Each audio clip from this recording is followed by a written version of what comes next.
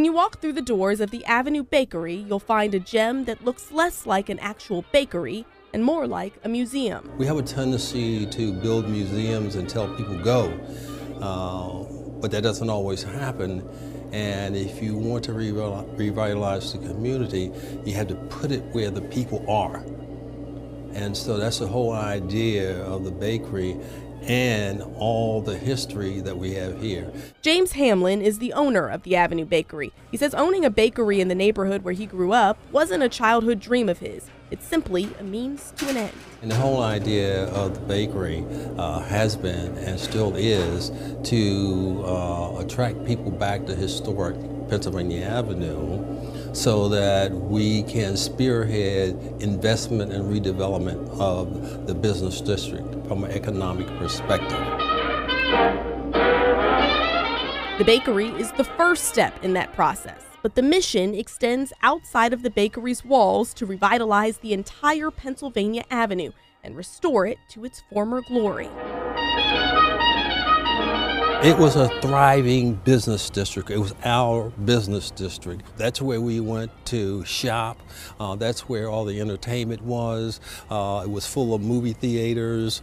You had all kinds of nightclubs and entertainment places up and down Pennsylvania Avenue. Perhaps the biggest and most famous entertainment venue was the Royal Theater. It opened in the 1920s and was part of the Chitlin Circuit, where big names like Duke Ellington, Nat King Cole, Billie Holiday, and so many more came to perform. The premier theater was the Royal.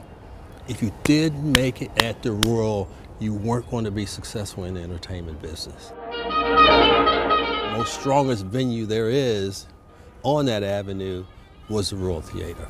But the 1968 riots after Dr. Martin Luther King's death and the urban renewal that followed changed the face of Pennsylvania Avenue. The theater was demolished in 1971.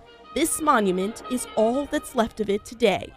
But Hamlin wants to change that. He started the Royal Theater Community Heritage Corporation. It's a nonprofit geared towards revitalizing the Pennsylvania Avenue corridor, starting with the Royal Theater.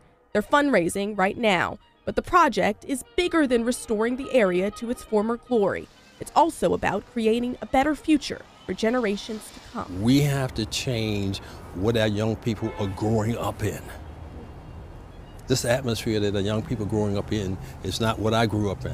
When we talk about revitalizing Pennsylvania Avenue, we talk about changing the whole perception, the whole narrative for Baltimore. The next big step in the project is to find a location for the new Royal Theater to call home. In West Baltimore, I'm Brianna Ross, WBAL TV 11 News.